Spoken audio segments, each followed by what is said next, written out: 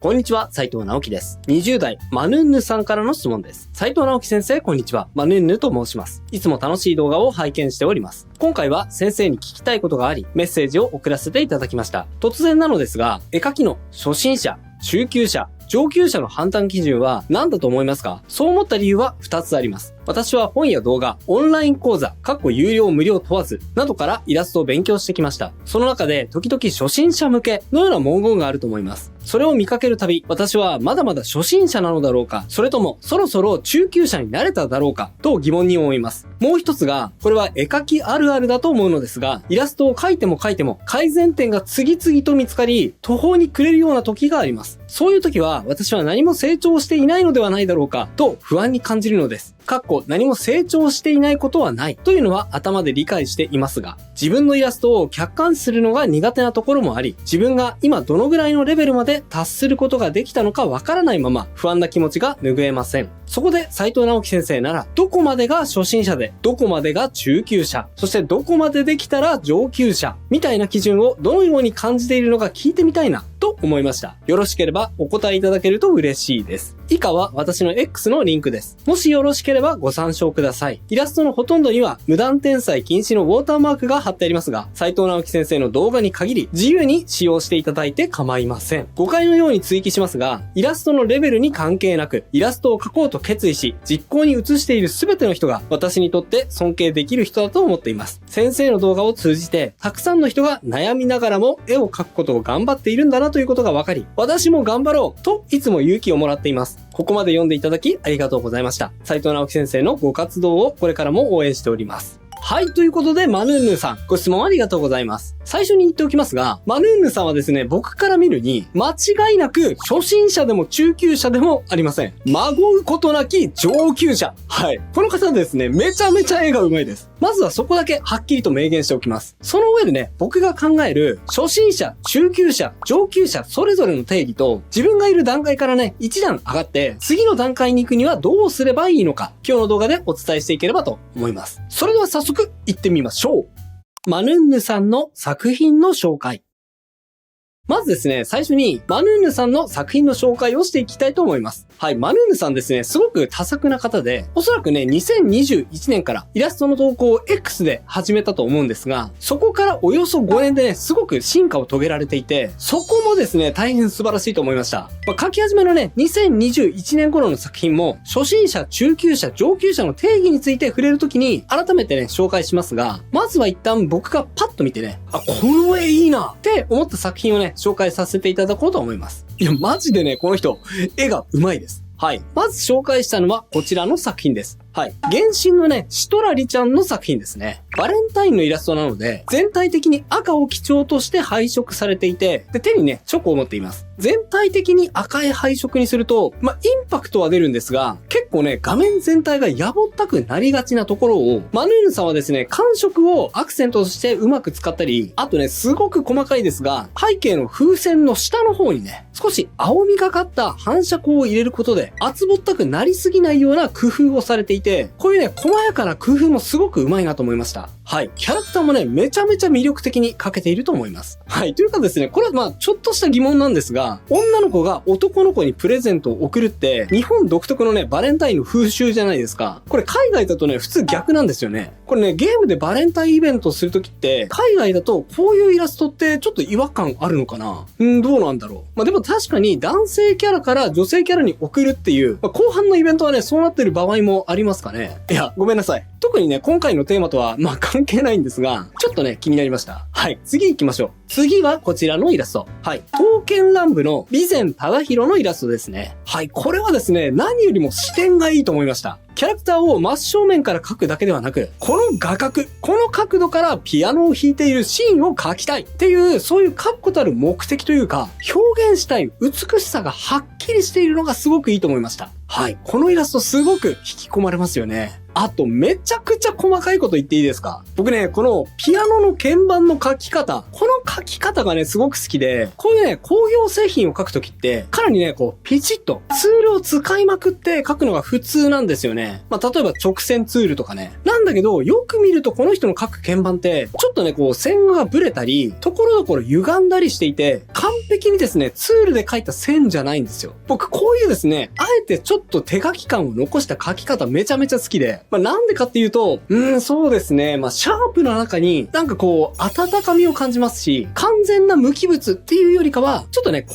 業製品ですら、ちょっと有機物に感じるというか、そういうね、柔らかさまで表現できているのが、マヌンヌさんの渋いところだなって思いました。はい。渋いです。次、こちらはですね、ウマ娘の成田ブライアンのイラストですね。はい、可愛いですよね、成田ブライアン。はい、こちらのイラストも単純にキャラクターが造形的に整っていて、可愛いっていうのももちろんあるんですが、やっぱり素晴らしいと思うのは、そもそもキャラクターが魅力的に見える構図、状況そのものを作るのが上手いってところです。まあね、もう皆さんは書かれているものなので、この絵をね、見ている人っていうのは、書かれたものをさも当たり前のように、当然かのように受け取ってしまいがちなんですが、でもね、考えてみてください。全くゼロの状況から、まっさらな白紙の状態から、皆さんがね、成田ブライアン書いてくださいって言われたとして、この画角、この構図って、果たして皆さん思い浮かぶでしょうか？そう考えると結構すごくないですか？この方にとってね、成田ブライアンは、ちょっとね、こうみんなから離れていて、一人でね、桜の木の上の方に寝転びながら、こんな風にね、草を加えながら花見をしていたら、なんか孤高の存在っぽくてかっこいいだろうなって、そこまで感じながらこの構図を探り出しているんです。この視点の自由さがね、本当に素晴らしいと思いました。さあ、絵が素晴らしいので、もうちょっとね、紹介させてください。次は、崩壊スターレールの美月なのかちゃんのイラストです。こちらはね、よく見るとまだ途中っぽいラフな線も残っているんですが、全体の雰囲気がバッチリ決まっているので、あんまりね、落差が気にならない状態だと思います。まあでもね、後で仕上げようかな、みたいな感じで投稿しているのかもしれません。はい。ピンクと青の組み合わせがね、本当に綺麗ですね。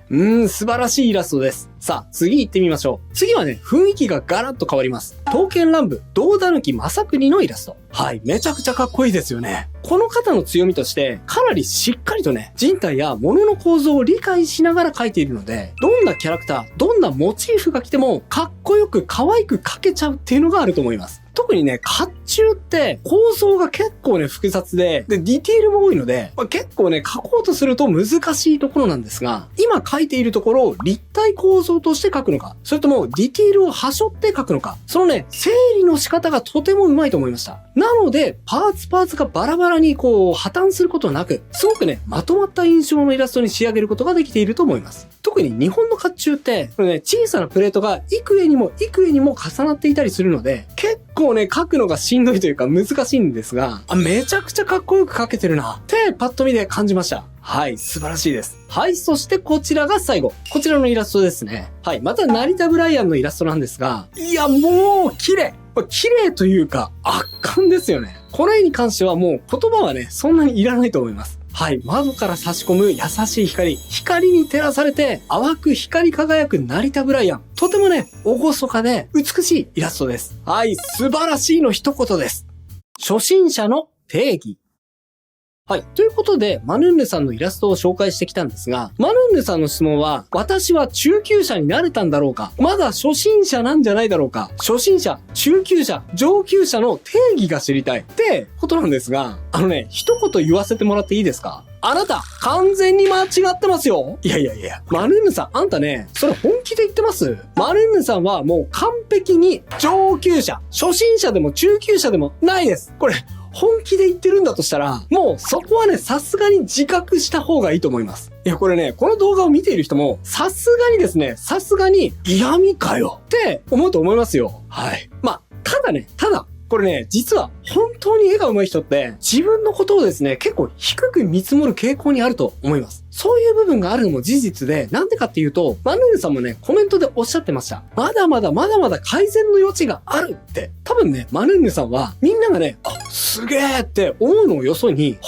本気でね、これ心配してるんだと思います。はい。ということもね、僕も一方ではわかります。マヌンヌさんはおそらく、すごい人のすごい部分にめちゃくちゃ目がいってしまうっていうね、そういう観察眼を持っていらっしゃるので、私なんてまだまだだなって本当のね、本心でそう思ってしまうんだと思います。そういう人が絵がどんどん上手くなるっていうのもね、あるんですよね。で、ここからはですね、あくまで僕が思う定義ということなんですが、僕が思う初心者、中級者、上級者の定義について話してみたいと思います。はい。一応言っておきますが、これは僕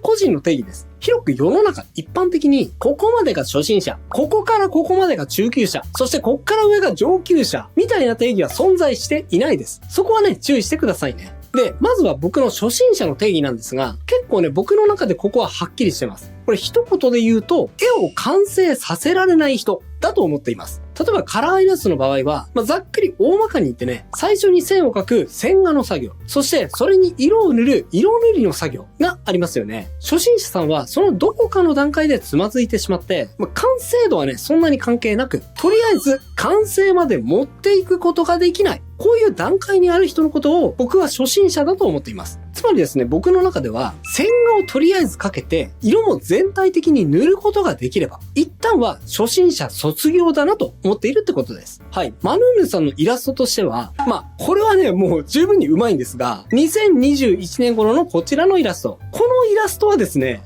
もうすでにですね、初心者レベルは余裕で超えていると思っていいと思います。はい。もうこの時点で初心者卒業です。キャラクターの線画がしっかり描けていて、で、着彩もちゃんとされていますよね。もうね、軽い背景も付け加えられています。もうこの時点で上手いな。ただですね、じゃあなんで僕の動画とかで言うとね、僕がもう少し専門的な動画に初心者卒業とか初心者必見みたいにして書くかっていうと、これですね、なんで初心者さんが途中で手が止まってしまってその先描けなくなるのかに関係しています。途中で絵が完成させられずにね、手が止まってしまう人の原因って大きく分けたら2つパターンがあって、1つ目は単純にツールの使い方や書き方が途中で分からなくなってしまって、それで途中で書けなくなってしまうというケースがあると思います。こういう人の場合はですね、結構簡単で、単純にツールの使い方、そして書き方を教えてあげれば、それだけで初心者レベルは突破できてしまうんですが、割と多いのがですね、2パターン目だと思っていて、2パターン目はですね、このまま描き続けても大した絵にならないのもう分かりきっちゃってるから、なんかこの後描いても価値が感じられないんだよな。だってどうせ下手くそな絵にしかなんないじゃんこれ。で、途中で飽きちゃってやめちゃうっていうパターンだと思うんですね。なんかこう自分の絵に途中でワクワクできなくなってそこでやめてしまうみたいな。で、このパターンの場合、単純にね、技術じゃなくて、その先のワクワクを感じられないと、次の作業に移れないっていうわけですから、その場合はですね、初心者レベルをもう超えた練習、例えば背景を描くだったり、キャラクターのかっこいいポージングを学ぶだったり、もうね、先のことを学ぶことが大事なんです。なので、僕はあえてですね、実は中級者レベルの動画なんだけど、初心者必見みたいなタイトルをあえてつけて投稿している場合があります。それはですね、まだそういう段階の人に、これができるようになればいい絵になるかもってね、ワクワク感を先に感じてもらって、自分の絵をね、前に進めるための原動力にしてもらうために、あえてね、初心者必見みたいな見出しをつけることがあるということなんですね。中級者の定義。さあ、次はですね、中級者の定義なんですが、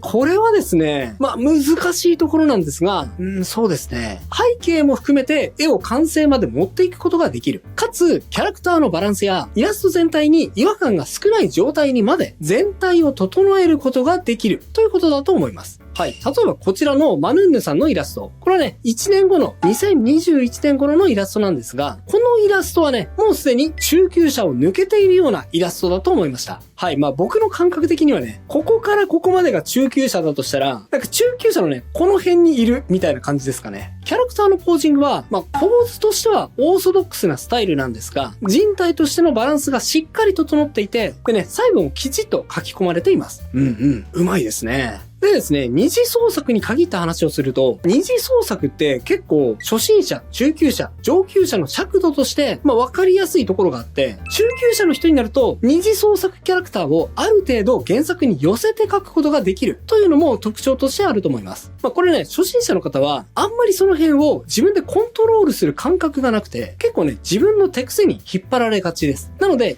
つも自分でね、手癖で描く顔に髪型だけそのキャラクターの髪型を乗せた、みたいな感じになりがちなんですが、こちらのイラストはですね、しっかりと元のキャラクターに細部まで似せて描かれていますね。はい。なので、そういった意味でも、かなりね、自分でコントロールをしっかりして、中級者以上の方が描いたイラストという印象にまとまっていると思います。はい。素晴らしいです。上級者の定義。はい。そして上級者の定義いきます。僕が思う上級者の定義は、今言ったことを全てできた上で、人体バランスに加えて、背景に配置されているもののスケール感を合わせることができること。そして、キャラクターに魅力的なポージングをつけて、キャラクターの魅力を引き出すことができること。そして、パースを理解して、カメラアングルなどをある程度自由に設定できること。あとですね、結構大事なのが、自分独自の視点を持っていて、自分独自のね、かっこいい構図を導き出すことができることだと思っています。はい。いろいろ言いましたよね。いろいろ言ったんですが、例えばこちらのイラストなんかは全て満たしていると思います。はい。この絵ってですね、あんまりイラストを描いたことがない人からしたら、ただ成田ブライアンが可愛い衣装を着て座っているだけのイラストみたいに見えると思うんですが、これね、実はめちゃくちゃ高等技術が詰まったイラストです。これ見る人が見たら、ものすごい大変な絵なんですよ。これね、すごくよく描けているがゆえに、意外とね、すごい絵に見えないっていうのが、この絵の凄さなんです。はい。わかりますでしょうか？まずね、何が大変かって、パースです。この絵は、密かにね、パースペクティブ、めちゃくちゃ効かせて描かれています。はい。例えばですね、こういう補助線を描いてあげるとわかるかもしれません。このように、ちょっとね、魚眼パースがかかったような3点通し構図のパースがかかっています。例えばね、箱の断面注目してみてください。青い線ですね。この箱の断面を見ると、上に行くに従って箱の上部が見えなくなっていますよね。そして、下に行くに従って箱のね、この断面が真四角に近いような形になっています。で、しかもですね、これ魚眼パースがかかっているので、縦のラインは少し内側に湾曲されるように書かれています。これはですね、風船のこの紐を見ると分かりやすいと思いますね。ちょっと曲がってるでしょ？はい。こういうですね、魚眼パース、ダイナミックなパースをかけつつ、同時に、これ最も重要なことなんですが、キャラクターが地面に座っている、接地面まで描いているってことなんです。これね、正直、バストアップのイラスト、こっから上だけのイラストは、そんなにね、大変じゃないんです。なぜかというと、接地面描く必要ないから。なので、背景にあるものとキャラクターとで整合性をね、そんなに取らなくても大丈夫なんです。距離感や物の大きさはそこまできっちり整えなくても、バストアップのイラスト、または接地面を描いていないイラストの場合は、これね、あんまり違和感につながらないんですが、ただ、このイラストはですね、成田ブライアンが地面に座ってますよね。で、その同じ地面に箱が置いてあるんです。これね、そうなるとですよ、物のサイズや距離感がですね、ちょっとでもずれてしまうと、なんか変じゃない？って一気に違和感につながってしまうんです。これが大変なんだ。でもね、この絵って、少なくとも皆さんが見た時に、多分ね、不自然だとは全然思わずに、なんか普通に上手い絵だな、くらいな感じで、もう自然にね、受け取ったと思うんですよ。なんかね、もう、うわ、すごっとかじゃなくて、なんか、いい絵だなみたいな、なんかそのぐらい自然だったと思うんですね。この自然さこそが、実はね、異常にマヌンヌさんの絵が上手いこと。これのね、証明なんですよ。皆さん、同じ構図で箱みたいなものをね、キャラクターと同じような地面にボンボン置いて、絵を描いてみてください。もう絶対に不自然になりますから。キャラクターの設置まで描いて、魚眼パースまでつけて、キャラクターと背景の小物との大きさのバランスを完璧に整える。そしてキャラクターが本当に可愛い。これを同時にこなすことがどれだけ大変なことか。はい。マヌンヌさんはこれ全部同時にできてます。はい。ここまでできるとね、もう上級者であることは疑いようがないですね。はい。素晴らしいです。はい。ということで、いかがだったでしょうか？質問の回答についてはね、一旦ここまでなんですが、僕の動画では初心者向け、中級者向け、上級者向けのプレイリストを出しています。この考え方、この技術を取り入れると、初心者の人は初心者を脱出するためのヒントになるよ。中級者の人は中級者を脱出するためのヒントになるよ。という技術、そして考え方を紹介した動画のプレイリストです。こちらを参考にしながら絵を練習していただくことで、段階的にね、自分のレベルに合わせて絵をステップアップしていくことができるようになると思います。動画を見ている方の中で気になった方はですね、ですね、ぜひこちらのプレイリスト参考にしてみてくださいね。初心者向けのプレイリストは、主に線画を思い通りに描けるようになるために必要な知識や練習法、それと基本的な色塗りの仕方についてですね、中級者のプレイリストはそこから一歩進めて、色塗りやポージング、そしてキャラクターのデザインについての講座、それと背景の描き方についても触れています。そして上級者向けでは、今度はイラストを発表するときに意識した方がいいこと。例えばですね、気になる炎上についてや、コンテストに応募するときに意識した方がいい部分、そしていいねが欲しいとき、フォロワーやファンを増やしたいときにはどう考えた方がいいのか、これについてお伝えしています。ぜひね、こちらのプレイリスト活用してみてください。概要欄に URL を載せておきます。それではまた次回の動画でお会いしましょう。バイバイ。